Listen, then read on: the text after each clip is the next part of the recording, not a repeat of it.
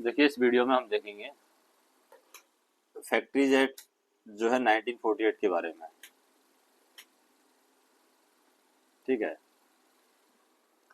तो जैसे ये सिलेबस का पार्ट है हमारा फैक्ट्रीज एक्ट 1948, तो इसको मैं चलो ऐसे कर लेता हूँ। थोड़ा सा इसको ऐसे डाल के नीचे डाल देता हूँ। अभी देखिए, जैसे ये हमारा सिलेबस का पार्ट है फैक्ट्री एक्ट 1948। ठीक है, थोड़ा सा पेन में बदला कर लेता हूँ। अभी सही है। अब फैक्ट्रीज एक्ट 1948 है। सबसे पहले हम देखेंगे फैक्ट्रीज एक्ट 1948 का इंट्रोडक्शन, किस तरीके से फैक्ट्रीज एक्ट 1948 आया। उसके बाद में देखेंगे इस एक्ट का ऑब्जेक्टिव क्या है, क्या उद्देश्य था जिसकी वजह से इस एक्ट को लाया गया। तीसरा हम देखेंगे कि इस एक्ट के थ्रू हेल्थ हेल्थ के बारे में ये एक्ट क्या कहता है, एम्प्लॉय की हेल्थ के बारे में, वेलफेयर के बारे में क्या कहता है, और सेफ्टी जो प्रोविजन है, मतलब इस एक्ट के थ्रू हेल्थ के क्या प्रोविजन दिए गए हैं, वेलफेयर के क्या प्रोविजन दिए गए हैं और सेफ्टी के क्या प्रोविजन दिए गए हैं, वो यहाँ पर देखेंगे। चौथा टॉपिक हम देखेंगे इसमें एम्प्लॉय की लायबिलिटी फॉर हजार्डियस और इनहेरेंटली डेंजरस इंडस्ट्रीज, मतलब एम्प्लॉयर की वो लायबिलिटी हम देखेंगे कि कितना लेवल पे वहाँ पर हजार्डियस मटेरियल यूज किया जा रहा है और डेंजरस इंडस्ट्रीज के अंदर मतलब किस तरीके का खतरा है। और उसके बाद में पांचवा पॉइंट रहेगा हमारा कंक्लूजन। ठीक है, तो ये 5 चीज़ें रहने वाली हैं और इसको हम अच्छे से डिटेल से समझेंगे पूरे फैक्ट्री एक्ट को। तो सबसे पहले तो हम देखते हैं कि इस एक्ट का ऑब्जेक्ट क्या है। ऑब्जेक्टिव बाद में देखेंगे, डेफिनेशन हम बाद में देखेंगे। सबसे पहले देख लेते हैं कि इस एक्ट का ऑब्जेक्ट क्या है। ठीक है, और उसके बाद में वन बाय वन टॉपिक हम पढ़ेंगे। वैसे बहुत लंबा टॉपिक है तो और वीडियो भी बनेंगे इसकी, 40 पेज का टॉपिक है तो थोड़ा सा और भी वीडियो बनेंगे। सबसे पहले देखते हैं ऑब्जेक्ट क्या है इस एक्ट का। ऑब्जेक्ट, ठीक है, तो पहला हम देखें object, to afford protection to human being from long hour of work, मतलब कि जो लंबे समय तक काम करते हैं व्यक्ति, तो उनको प्रोटेक्शन दिलाने का काम ये जो फैक्ट्री एक्ट है ये करता है। मतलब ज़्यादा लंबे समय तक इंसान से कोई भी फैक्ट्री है वो काम नहीं करा सकती, उसके प्रोटेक्शन का बात ये जो लॉ है वो करता है, एक्ट है वो करता है। दूसरा ये इसका ऑब्जेक्ट है कि जो भी एम्प्लॉय है उसको हेल्दी और सैनिटरी कंडीशन फैक्ट्री में प्रोवाइड करा जाए, मतलब जो काम करने का एनवायरनमेंट है वो हेल्दी होना चाहिए। दूसरा सैनिटरी कंडीशन होनी चाहिए, उसकी क्या होनी चाहिए, सैनिटरी कंडीशन उस की होनी चाहिए, जो वर्क प्लेस है उसका सैनिटरी कंडीशन और हेल्दी कंडीशन वहाँ पर होना चाहिए। तीसरा ये बात करता है कि एम्प्लॉय को कुछ प्रिकॉशंस, कुछ सावधानियां भी लेनी है। जब भी वो काम कर रहा है तो उसको कुछ सावधानियां भी लेनी है काम करते समय, मतलब वर्कर की सेफ्टी के लिए क्या सावधानियां बरती गई है उन चीज़ों का भी यहाँ पर ध्यान रखा जाता है। ठीक है, चौथी किस बात की बात करता है, ये चौथा ऑब्जेक्ट क्या है इसका, कोई भी एक्सीडेंट ना हो मशीनरी पे। अगर कोई एम्प्लॉय है वो मशीन पर काम करता है तो मशीन पर कोई एक्सीडेंट ना हो, कोई ऐसी सिचुएशन तो नहीं है जिससे मशीन पर एक्सीडेंट हो सकता है, उन चीज़ों से भी ये प्रिवेंशन करता है। या कोई अदर इक्विपमेंट की वजह से कोई एक्सीडेंट ना हो, उसको रोकथाम का काम करने के लिए भी ये एक्ट दिया गया है।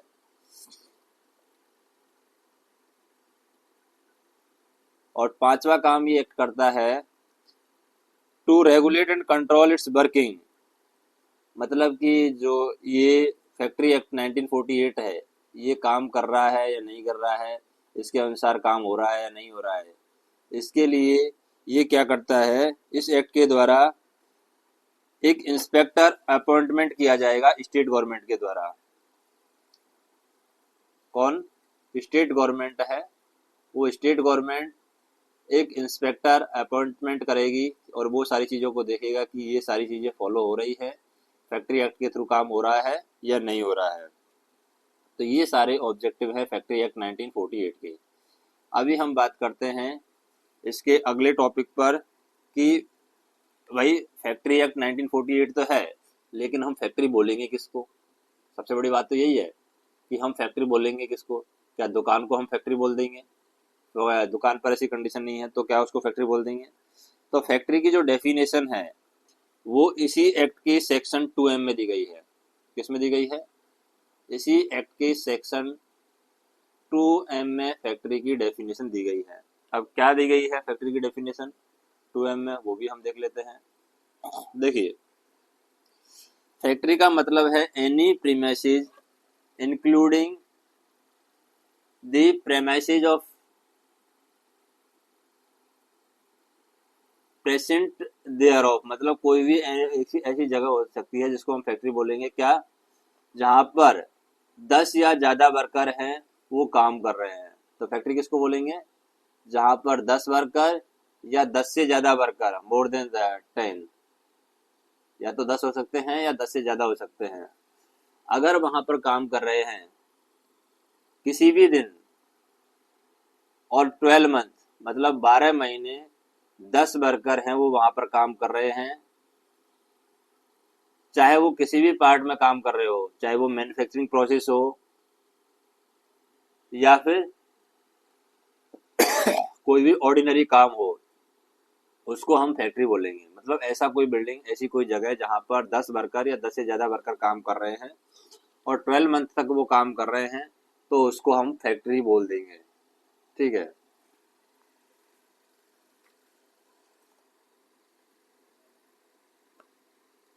या फिर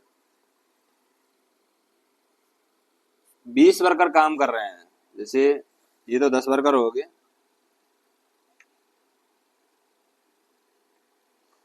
अगर 20 वर्कर काम कर रहे हैं,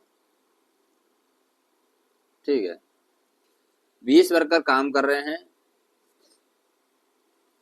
किसी भी डे काम कर रहे हैं, मतलब कि 12 मंथ में किसी भी डे काम कर रहे हैं, 12 मंथ एनी डे, मतलब एक दिन में 12 महीने वो काम कर रहे हैं, चाहे वो मैन्युफैक्चरिंग प्रोसेस हो, तो वहां पर भी हम उसको फैक्ट्री की संज्ञा देंगे। 10 आदमी या 20 आदमी, तो 10 हो गया तो 20 तो ऑटोमेटिक हो ही गया। ठीक है।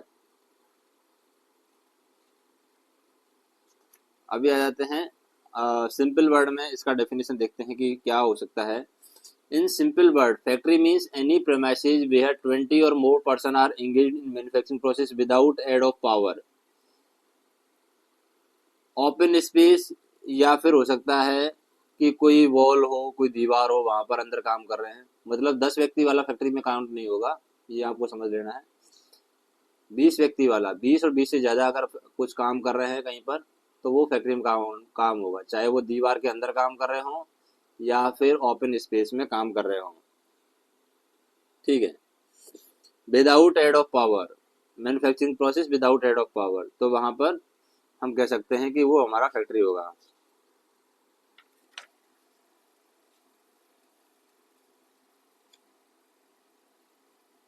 या फिर 10 व्यक्ति हैं, 10 वाले व्यक्ति को भी हम फैक्ट्री बोल सकते हैं, लेकिन वो विद एड ऑफ पावर है, विद एड ऑफ पावर। और विदाउट एड ऑफ पावर 20 वाला काम है। ठीक है। Factory does not include the mine subject to operation of mines act 1952। Factories act में जो 1952 एक्ट आया है उसको यहाँ पर इंक्लूड नहीं किया गया है। जैसे कि mobile unit belonging to armed force of union, मतलब कि आर्म फोर्स की जो यूनियन है वहां पर उसको फैक्ट्री हम इंक्लूड नहीं करेंगे।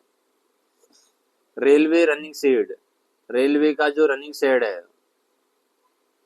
उसको हम फैक्ट्री इंक्लूड नहीं करेंगे। होटल है उसको हम फैक्ट्री इंक्लूड नहीं करेंगे। यानी mine subject to operation of mines, mines act का एक ऑपरेशन है जिसको 1952 का एक रूल आया था, 1952 का, उसमें ये बताया गया है कि मोबाइल यूनिट जो कि आर्म फोर्स से रिलेटेड है उसको हम फैक्ट्री काउंट नहीं करेंगे। रेलवे रनिंग शेड या होटल है उसको हम फैक्ट्री काउंट नहीं करेंगे। कोई रेस्टोरेंट है, कोई ईटिंग प्लेस है, उसको हम फैक्ट्री काउंट नहीं करेंगे। Mere fact that the power is used in the premises is not the deciding factor, मतलब वो पावर है हम प्रेमिसेज में यूज कर रहे हैं, डिसाइडिंग फैक्टर में उस पावर का हम यूज नहीं कर रहे हैं। Power must be use in the aid of manufacturing process, तो पावर है वो हम जैसे जो व्यक्ति ले रहे हैं वो मैन्युफैक्चरिंग प्रोसेस में ही अगर वो ले यूज हो रहे हैं तभी हम उसको फैक्ट्री काउंट करेंगे। अगर मैन्युफैक्चरिंग प्रोसेस में यूज नहीं हो रहे हैं तो उसको हम फैक्ट्री काउंट नहीं करेंगे। तो कोई भी प्रेमिसेज है उसको फैक्ट्री हम कब काउंट करेंगे? Manufacturing process carried on with the power 10 और मोर worker must be working and where manufacturing process is carried on without the aid of power, अगर विदाउट एड ऑफ पावर कर रहे हैं तो 20 लोग काम करने चाहिए और विद एड ऑफ पावर कर रहे हैं विद द पावर तो 10 लोग काम करने चाहिए, उसको हम फैक्ट्री बोलेंगे। But mere factor that the power is used in the aid of manufacturing process, लेकिन सबसे बड़ा फैक्टर क्या है कि जो भी हम पावर यूज कर रहे हैं वो पावर मैन्युफैक्चरिंग प्रोसेस के साथ में यूज होनी चाहिए, तभी हम उसको फैक्ट्री बोलेंगे। तो सीधा सीधा फंडा ये है अभी तक का कि 10 लोग अगर पावर के साथ काम कर रहे हैं तो उसको फैक्ट्री मानेंगे, अगर 20 लोग पावर के साथ काम विदाउट पावर भी काम कर रहे हैं तो भी उसको फैक्ट्री मानेंगे। लेकिन माइंस एक्ट जो है 1952 उसके द्वारा जो आपका होटल है, रेस्टोरेंट है, रेलवे का रनिंग शेड है या कोई ईटिंग प्लेस है जहां पर डायरेक्टली मैन्युफैक्चरिंग प्रोसेस में लोग इन्वॉल्व नहीं हैं उसको हम फैक्ट्री नहीं बोलेंगे। तो अभी उसके बाद में देखते हैं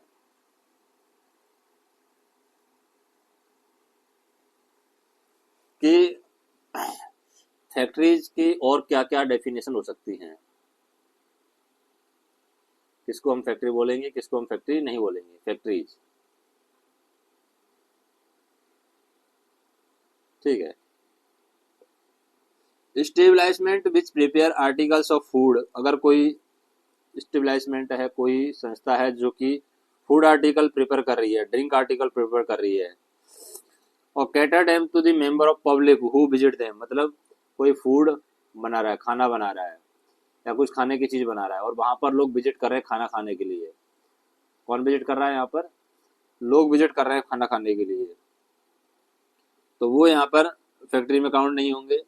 salt worker which consist merely open stretch और large area of land with temporary shelter, मतलब जैसे कि जो नमक बनाने वाले लोग हैं वो टेम्परेरी पर्पज के लिए ओपन स्पेस में काम कर रहे हैं तो वो फैक्ट्री का में काउंट नहीं होगा। A premises where the manufacturing process going on with 7% employ permanently and 3% employ on temporary basis in repairing of machinery is a factory.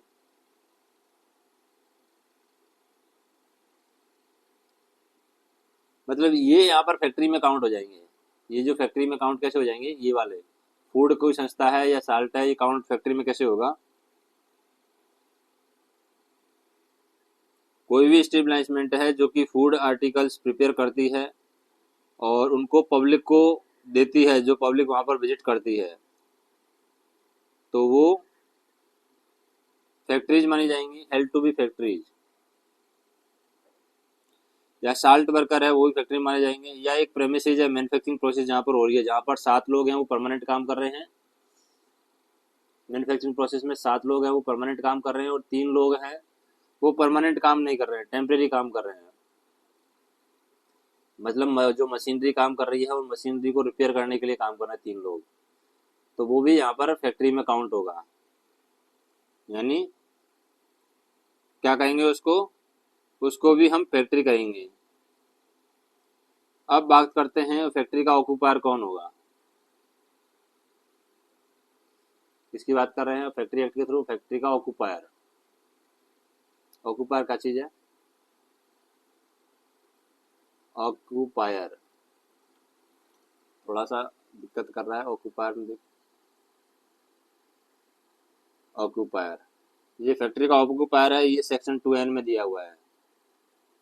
जो एक्ट है उसका सेक्शन 2N है, उस एक्ट में दिया हुआ है फैक्ट्री का ऑक्यूपायर कौन होगा। यानी एक ऐसा पर्सन जिसका अल्टीमेट कंट्रोल है फैक्ट्री के जो भी फैक्टर हैं, फैक्ट्री पर एक अल्टीमेट कंट्रोल होगा, उसको हम बोलते हैं फैक्ट्री का occupier. In the case of firm or other association of individual, any one of the individual partner or member thereof shall be deemed to be occupier। मतलब कोई फर्म इस तरीके से इंडिविजुअल है या पार्टनरशिप में है तो कोई भी एक व्यक्ति है उसका ऑक्यूपायर माना जाएगा। One of the individual partner है या मेंबर है उसको हम ऑक्यूपायर बोलेंगे। अगर कोई कंपनी है तो उनमें से कोई एक डायरेक्टर होगा उसको ऑक्यूपायर बोलेंगे। कंपनी का कौन? डायरेक्टर। तो डायरेक्टर जो होगा कंपनी का उसको हम ऑक्यूपायर बोलेंगे। और कोई फैक्ट्री है जो कि सेंट्रल गवर्नमेंट के द्वारा कंट्रोल की जा रही है, कोई फैक्ट्री ऐसी है कि सेंट्रल गवर्नमेंट उसको कंट्रोल कर रही है या फिर स्टेट गवर्नमेंट है उस फैक्ट्री को कंट्रोल कर रही है, या कोई लोकल अथॉरिटी है उस फैक्ट्री को कंट्रोल कर रही है, या पर्सन कोई कंट्रोल कर रहा है, या पर्सन जो कि सेंट्रल गवर्नमेंट के द्वारा अपॉइंट किया गया है वो उसको कंट्रोल कर रहा है, या स्टेट गवर्नमेंट के द्वारा कोई पर्सन अपॉइंट किया गया है वो उसको कंट्रोल कर रहा है, या लोकल अथॉरिटी।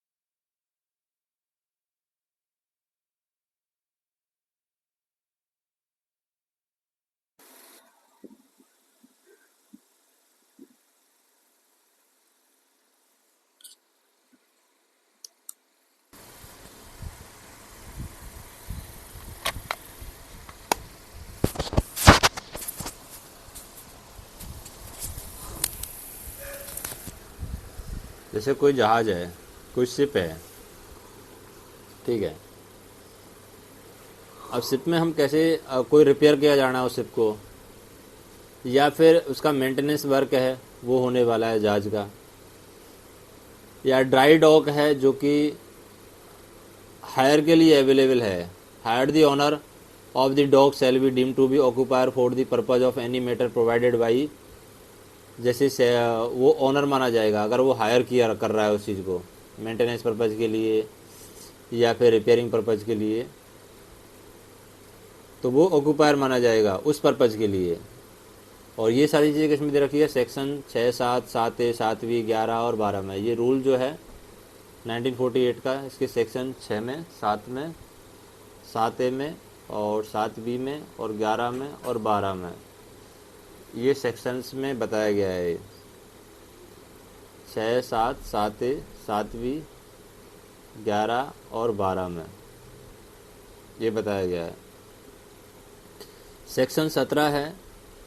सेक्शन 17 है वो maintenance of sufficient and suitable lighting in the around the dock. मतलब सेक्शन 17 में ये बताया गया है, जो सेक्शन 17 रहेगा जहाज़ के बारे में है कि जो भी मेंटेनेंस अगर हो रहा है जहाज़ में कहीं पे भी, तो वहाँ पर प्रॉपर मात्रा में क्या होनी चाहिए? लाइटिंग होनी चाहिए, सूटेबल लाइटिंग होनी चाहिए। Suitable lighting around the dock यहाँ पर होनी चाहिए, मेंटेनेंस वहाँ पर सफिशिएंट होना चाहिए। फिर सेक्शन जो है 18, 19, 42, 46, 47 और 49 है वो वर्कर्स रिलेटेड है। उनमें क्या बताया गया है वो हम देख लेते हैं। सेक्शन 18, 19, 42, 46, 47 और 49 ये सेक्शन है। ये किसके बारे में बात करते हैं? Relation to the worker employ on such repair or maintenance. मतलब वर्कर एम्प्लॉय का रिलेशन किस तरीके से रहेगा रिपेयर और मेंटेनेंस की सिचुएशन में, उनके बारे में ये सेक्शन बात करते हैं। दी ऑनर ऑफ शिप और हिज एजेंट और मास्टर और अदर ऑफिशियल इंचार्ज, यानी या तो शिप का ऑनर हो सकता है, या वहाँ का एजेंट हो सकता है, या वहाँ का मास्टर हो सकता है, या कोई भी ऑफिसर हो सकता है जो कि शिप का इंचार्ज है, या कोई ऐसा पर्सन जो उसका कॉन्ट्रैक्ट है ओनर के साथ में, या कोई एजेंट, ओनर के साथ में कोई एजेंट हो सकता है ऐसा, या कोई मास्टर हो सकता है, या ऑफिसर इंचार्ज हो सकता है जिसका ओनर के साथ में कॉन्ट्रैक्ट है कि वो रिपेयर और मेंटेनेंस करवाएगा, तो वो यहाँ पर ऑक्यूपायर कहलाएगा। For the purpose of any matter provided for by the under section 13, 14, 16 और 17। तो ये चैप्टर 4 है, उसमें सेक्शन 27 को छोड़ दिया गया है। बाकी सेक्शन 13, 14, 16 और 17 के द्वारा जो भी मेंटेनेंस के लिए वो ले रहा है उसको ऑक्यूपायर माना जाएगा या मेंटेनेंस के टाइम पे जिसको चार्ज दिया गया उस शिप का, वो ऑक्यूपायर माना जाएगा। ठीक है। और सेक्शन 43, 44, 45 जो कि चैप्टर 6, 7, 8 और 9 और सेक्शन 108, 109 और 110 वो वर्कर एम्प्लॉय के डायरेक्टली रिलेटेड है। ठीक है। जैसे कोई एजेंसी हो सकता है, कोई मशीनरी, प्लांट और प्रीमिसेस है, वो रिपेयर के लिए या मेंटेनेंस वर्क के लिए यूज किया गया है ओनर के द्वारा। एजेंट या मास्टर या ऑफिसर इंचार्ज के द्वारा अगर उसको यूज किया गया है तो ऑक्यूपायर में भी क्या रहेगा, ऑक्यूपायर यहाँ पर ओनर ही रहेगा। कौन रहेगा? ओनर रहेगा, या जिसने लीज पर लिया है वो रहेगा। ओनर या ए लीजी और a mere licence but they must be right to occupy the property and dictated term of management. मतलब जो भी उसको मेंटेनेंस वर्क के लिए जो मशीनरी लेगा उसको हम ऑक्यूपायर यहाँ पर मानेंगे। अब बात करते हैं कि भाई मैन्युफैक्चरिंग प्रोसेस क्या होती है। बार बार हम यूज़ कर रहे हैं मैन्युफैक्चरिंग प्रोसेस। मैन्युफैक्चरिंग प्रोसेस के साथ जो पावर यूज होगी, तो मैन्युफैक्चरिंग प्रोसेस होती क्या है? क्या है मैन्युफैक्चरिंग प्रोसेस? क्या चीज़ है मैन्युफैक्चरिंग प्रोसेस? कैसे हम समझेंगे कि भाई ये चीज़ है वो मैन्युफैक्चरिंग प्रोसेस में आएगी? मैन्युफैक्चरिंग प्रोसेस जो है वो सेक्शन 2K में दे रखी है। सेक्शन 2K में दे रखा है कि इनमें से कोई भी प्रोसेस जो होगी वो मैन्युफैक्चरिंग प्रोसेस में आएगी। अब वो सेक्शन 2K में क्या क्या दिया हुआ है वो हम देख लेते हैं। जैसे मेकिंग, अल्टरिंग और रिपेयरिंग, अगर कुछ बना रहे हैं आप, ठीक है, बना रहे हैं तो वो मैन्युफैक्चरिंग प्रोसेस में आएगी। कुछ अल्टरिंग कर रहे हैं, मतलब कुछ बना हुआ है पहले से उसको दोबारा से चेंज करके कुछ और बना रहे हैं, तो वो भी मैन्युफैक्चरिंग प्रोसेस में आएगा। कुछ रिपेयर कर रहे हैं, या कुछ फिनिश कर रहे हैं, या ऑर्गेनामेंटिंग कर रहे हैं, पैकिंग कर रहे हैं, ऑयलिंग कर रहे हैं, वॉशिंग कर रहे हैं, क्लीनिंग कर रहे हैं, ब्रेकिंग कर रहे हैं, या डिमोलाइजिंग कर रहे हैं, और otherwise treating or adapting any article or substance with view to its use, sale, transport or delivery or disposal. अगर इन सब चीज़ों में काम ले रहे हैं तो वो मैन्युफैक्चरिंग प्रोसेस में आएगा। दूसरा मैन्युफैक्चरिंग प्रोसेस में क्या आएगा? जैसे पंपिंग अगर आप कर रहे हैं, जैसे पंपिंग आप हो सकता है ऑयल की कर रहे हों, वाटर की कर रहे हों, सीवेज की कर रहे हों, या कोई भी अदर सब्सटेंस है उसकी कर रहे हैं, पंपिंग कर रहे हैं, तो वो भी मैन्युफैक्चरिंग प्रोसेस में आएगा। तीसरा मैन्युफैक्चरिंग प्रोसेस में आ रहा है, कुछ आप जनरेट कर रहे हैं, पावर को अगर आप जनरेट कर रहे हैं तो वो मैन्युफैक्चरिंग प्रोसेस में आएगा। ट्रांसफॉर्मिंग कर रहे हैं, उसको ट्रांसफॉर्म कर रहे हैं, कुछ पावर आ रही है उसको ट्रांसफॉर्म करके दूसरे फॉर्म बदल रहे हैं, जैसे कच्चा तेल है उसको डीजल बदल रहे हैं, तो मैन्युफैक्चरिंग प्रोसेस में आएगा। या फिर आप पावर को क्या कर रहे हैं, ट्रांसमिट कर रहे हैं, या तो जनरेट कर रहे हैं, या ट्रांसफॉर्म कर रहे हैं, या फिर ट्रांसमिट कर रहे हैं, तो वो भी आपका मैन्युफैक्चरिंग प्रोसेस में आएगा। ठीक है। उसके बाद में देखते हैं जैसे कि जो आपका प्रिंटिंग का मेथड है,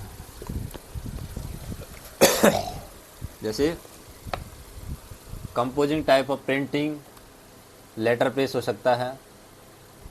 प्रिंटिंग वाला जो काम है वो भी मैन्युफैक्चरिंग प्रोसेस में आएगा। प्रिंटिंग बाय लेटर प्रेस करके अगर प्रिंट कर रहे हैं, या लिथोग्राफी आप कर रहे हैं तो लिथोग्राफी भी आपका मैन्युफैक्चरिंग प्रोसेस में आएगा।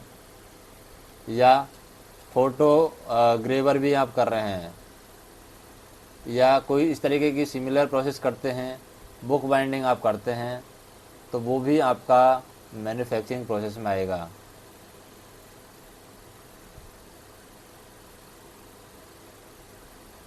फिर हम देखते हैं और क्या क्या आएगा मैन्युफैक्चरिंग प्रोसेस में। मैन्युफैक्चरिंग प्रोसेस में आपका जैसे कि कोई शिप को आप कंस्ट्रक्ट कर रहे हैं, शिप अगर आप बना रहे हैं तो वो भी मैन्युफैक्चरिंग प्रोसेस में आएगा।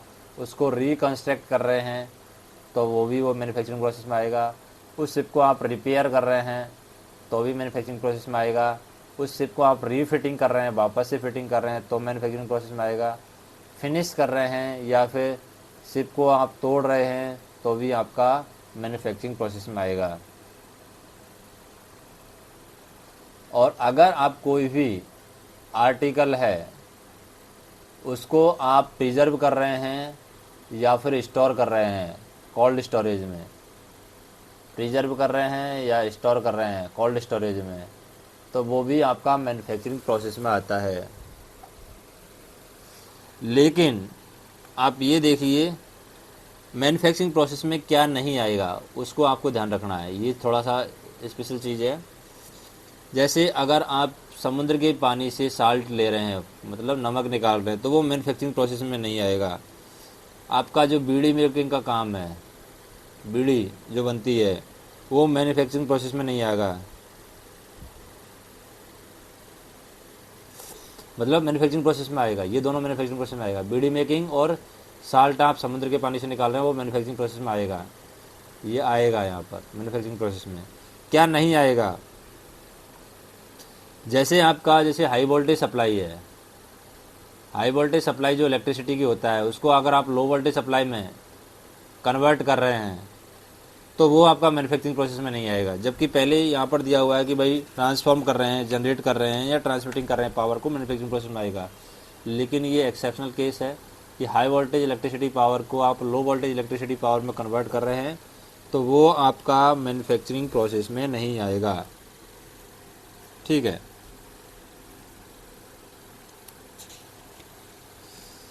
उसके बाद में हम नेक्स्ट वीडियो में बात करेंगे वर्कर के बारे में और बाकी चीज़ों के बारे में। तो अभी हमने इतना ही बात किया है कि मैन्युफैक्चरिंग प्रोसेस क्या रहेगा, ऑक्यूपायर कौन रहेगा और फैक्ट्री का डेफिनेशन क्या है। बाकी चीज़ें हम 1 बाय 1 करेंगे। तो 8-10 वीडियो में ये चैप्टर ख़त्म हो जाएगा। तो वीडियो कैसा लगा कमेंट करके बताइए। बाकी थोड़ा बहुत तो आपको समझ में आया ही होगा। धन्यवाद।